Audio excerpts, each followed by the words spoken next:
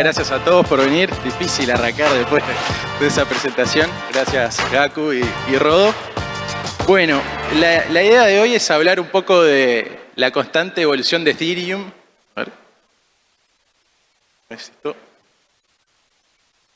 Ahí va. Un poquito sobre mí. Mi nombre es Alejandro Narancio. Yo soy uruguayo. Estoy en Bitcoin desde el 2013, que me crucé con el paper. Y desde ahí no paré en meterme en lo que es blockchain desde el 2015-2016 con plataformas de smart contracts. Y bueno, vamos a arrancar. La idea de hoy es dar una charla un poco de todo lo que ha hecho Ethereum. Un poco también mostrar las diferencias con Bitcoin. Vamos a hacer como una intro a smart contract para aquellos que no sepan. Después nos vamos a meter un poco en lo que yo vi o veo que se está innovando o trabajando últimamente. Vamos a hacer un doble clic en algo específico. Me gustaría hacer doble clic en todo, pero no nos da el tiempo. Así que elegí Account Abstraction porque también se liga mucho con el panel anterior que hablaba Sergio y Pablo, etcétera, sobre la seguridad y usabilidad de la plataforma. Y después vamos a hablar un poquito de las cosas que se vienen dentro de la plataforma, ¿sí? Entonces, Ethereum sin duda es un ecosistema en expansión. Yo intento ir todos los años a DevCon porque me deja mucho. DevCon es la principal conferencia técnica de Ethereum y la verdad que la innovación que hacen es increíble y el nivel técnico de esa conferencia es espectacular, así que lo recomiendo. Año a año como que siempre ves muchas startups, mucho research, mucho contenido y eso está buenísimo. Son las dos conferencias que siempre voy a muchas conferencias, es la BitConf y DevCon. Bueno, diferencias un poco con Bitcoin porque acá somos todos Bitcoiners o venimos del mundo Bitcoin. Yo creo que hay una diferencia grande a nivel de filosofía y esto es muy personal, todo esto que voy a decir. Desde mi punto de vista, Bitcoin, de hecho yo escuché este año una charla de Jameson Loop que hablaba sobre la posible osidificación del protocolo de Bitcoin, que se refería a lo difícil, o de las críticas que hay de que no se modifica o es muy difícil modificar el protocolo. Lo que pasa es que para mí personalmente Bitcoin es su fin es el store of value y transferencia de valor. Y la descentralización y la no censura y la seguridad son prioridad 1. Entonces, cualquier cambio que se haga en ese protocolo que ya funciona, hay que tener mucho cuidado y funciona muy bien. En el caso de Ethereum, hay a veces, para bien o para mal, eso será otra discusión, que se sacrifican estos atributos en nombre de la innovación. Y está bueno porque nos ha dado un montón, hoy Sergio hablaba de Zero Knowledge Proof, todo el avance que está habiendo de Zero Knowledge Proof en Ethereum es increíble, se está usando para todo, para identidad, para escalabilidad, para privacidad. El que no sepa qué es Zero Knowledge Proof, el ejemplo más clásico es que yo vaya hoy por hoy a comprar alcohol a una tienda y tengan que validar de que sea mayor de edad. Hoy por hoy, la única chance que tengo es dar mi documento, mi DNI, y cuando yo doy mi DNI, estoy dando un montón de data mía. Cómo me llamo, mi número de DNI, cuándo nací, etcétera. Que el vendedor lo único que tiene que hacer es chequear que yo soy mayor de edad, ¿sí?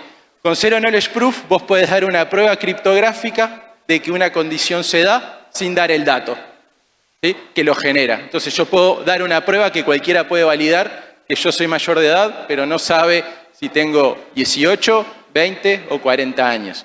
Todo eso se está usando para un montón, por ejemplo, decir en un scoring crediticio que yo cumplo con un mínimo sin decir cuál es mi scoring crediticio real o que yo cumplo con una condición sin divulgar mis datos personales, ¿sí? Entonces, para mí las filosofías, no digo que ni una esté bien ni mal, son bastante distintas.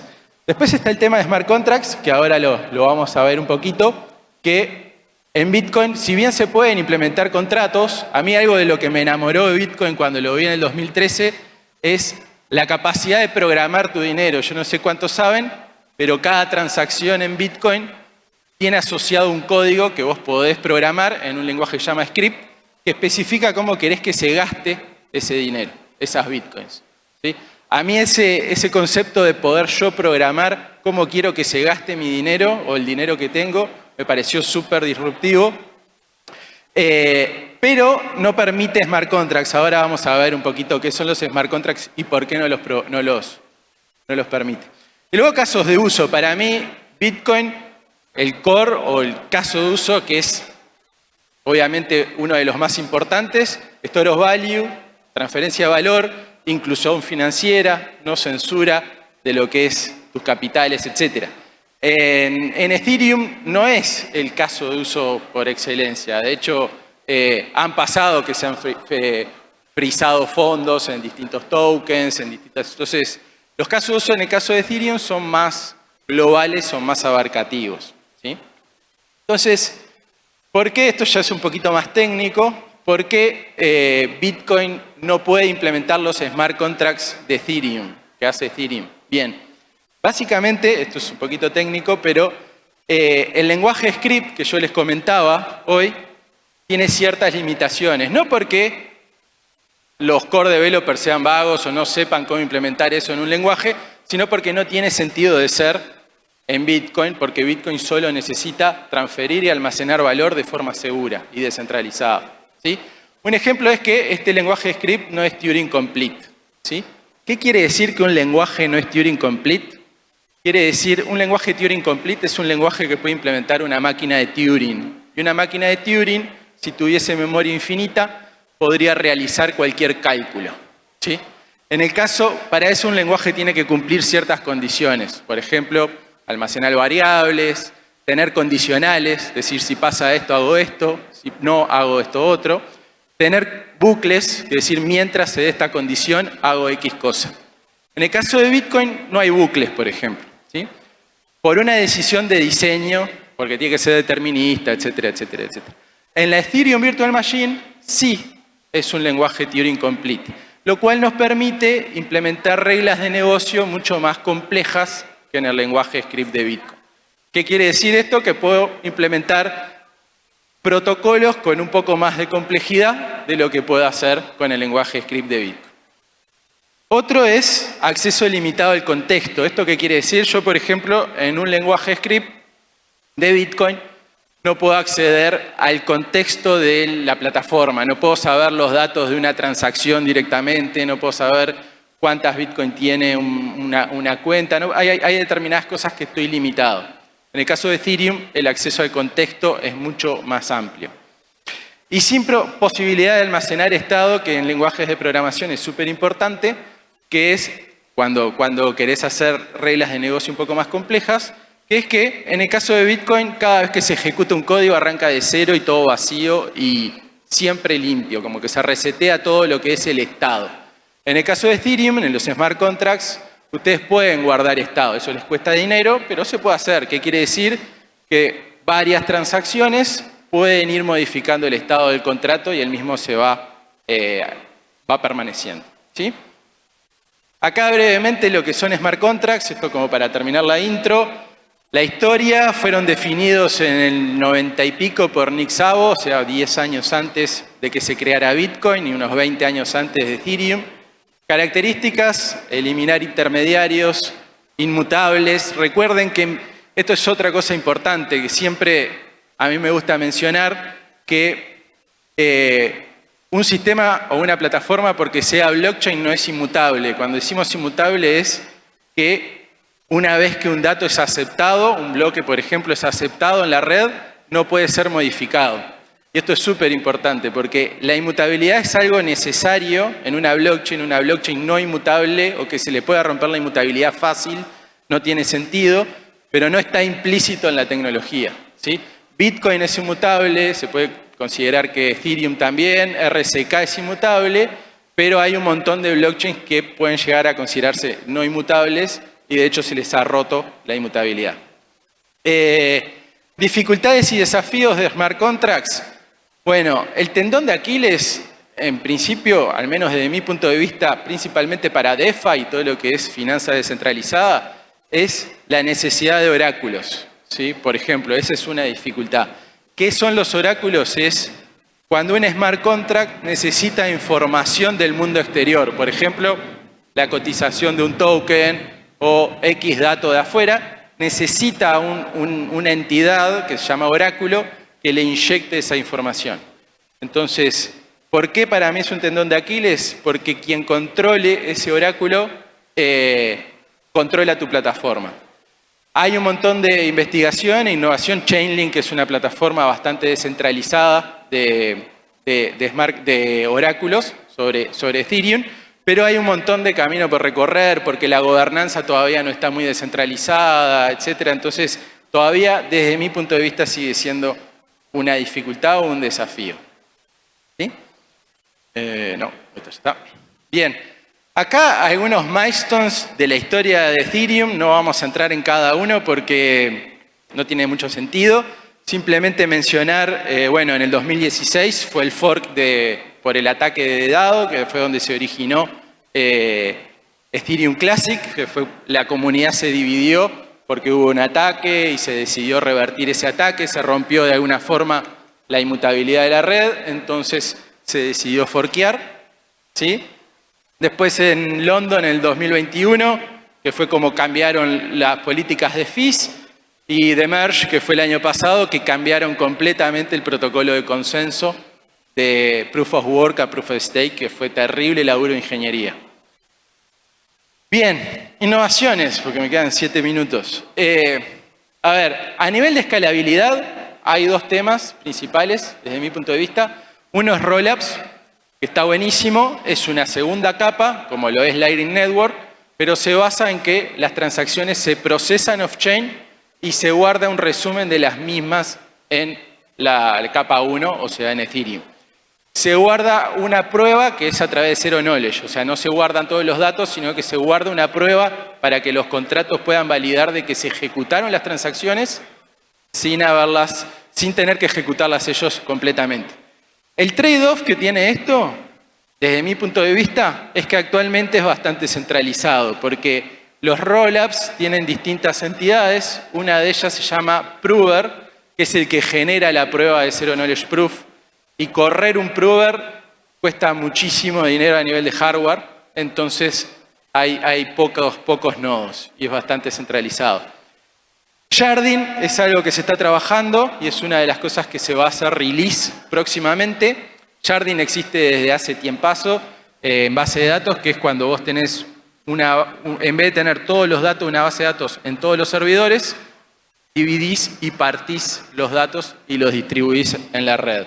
Inicialmente iba a ser un sharding normal, ahora va a ser algo que se llama Dunk Sharding, que tiene algunas diferencias. Sobre usabilidad, se está trabajando mucho en Account Abstraction, que salió el RC 4337 a principio de año, que es lo que vamos a intentar explicar brevemente ahora, así que no voy a entrar ahí. Y casos de uso de DeFi, NFTs, identidad descentralizada. De hecho, hay varios proyectos de identidad descentralizada y uno acá que se llama Quark ID, que está muy bueno, que se está trabajando mucho. Opa, de vuelta. Bien. Entonces, Account Abstraction, que es... Me gustaría hacer doble clic en todos, pero no me da el tiempo, así que voy a entrar solo en Account Abstraction. Actualmente en Ethereum existen dos tipos de cuentas. Cuando ustedes... En la plataforma existen dos tipos de cuentas. Los contratos, cuando ustedes hacen un deploy de un contrato, es un tipo de cuenta. Y las external owned accounts. Cuando ustedes se crean una wallet, por ejemplo, es una external owned account. Dicho por Vitalik propio, el que no sabe, Vitalik fue el que creó la plataforma, las external owned accounts, por un tema de hacer un release rápido de la plataforma, se hardcodearon, se dejaron como el código hardcodeado, fijo, asumiendo un montón de cosas. Tienen un montón de limitaciones las external owned accounts. Por ejemplo, una limitación que tiene es que si vos perdés el acceso a la seed phrase, perdés acceso a todos tus fondos, no podés rotar hacia una nueva clave, ¿sí?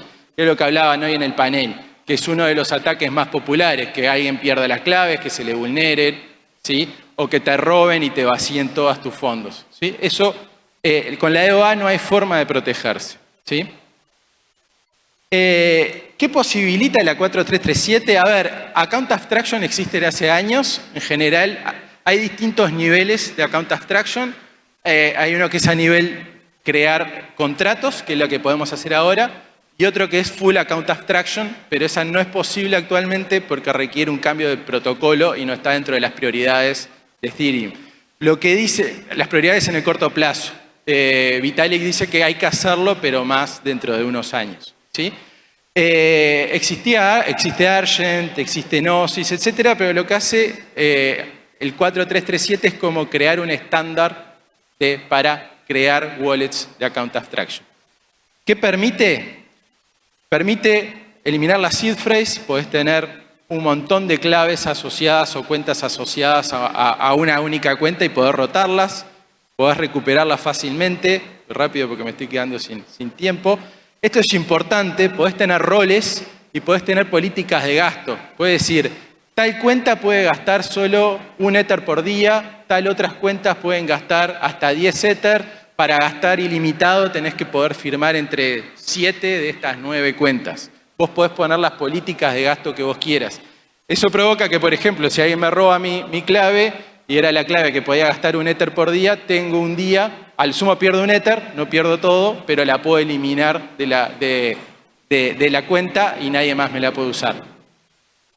Gas sponsorship se refiere a que alguien pague el gas por mí, principalmente para usabilidad, cuando ustedes tienen aplicaciones de gente y tus usuarios no tienen Ether para pagar el gas, podrías hacerlo.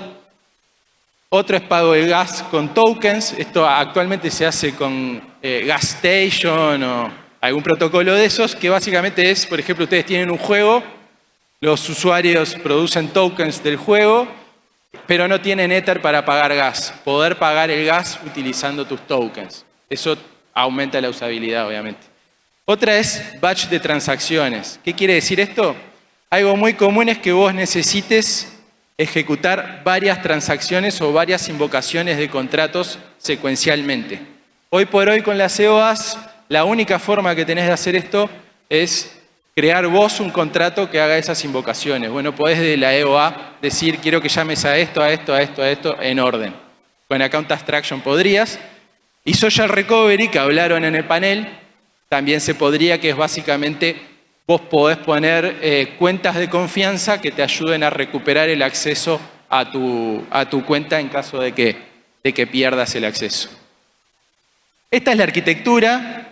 Es bastante simple, en realidad ustedes tienen una wallet, creo que me estoy quedando sin tiempo, tienen una wallet, tienen un mempool que es muy parecido a lo de los nodos de Ethereum y tienen un bundler. La wallet crea algo que se llama User Operation, la pasa al mempool. El User Operation básicamente es un JSON con lo que se quiere hacer firmado, es decir, una estructura de datos donde vos decís qué es lo que querés hacer firmado con tu privada. Algún bundler lo agarra y lo mete en una bundle transaction, que básicamente es una transacción que incluye un montón de user operations, la mía y la de cualquiera de ustedes. Y eso en algún momento se incluye en un bloque normal que va a los contratos de Account Abstraction y listo, se ejecutan. Ya, con esto termino. Bueno, ¿qué sigue? Escalabilidad, se quiere llegar a 100.000 transacciones por segundo. Danksharding, que más o menos lo hablamos. Nodos stateless, que es algo bastante importante, que quiere decir que los nodos no requieran tanto espacio. Merkle trees, que es una forma nueva de hacer los Merkle trees para seguridad. Y criptografía quantum safe. Y creo que me quedé sin tiempo. Bueno, muchas gracias.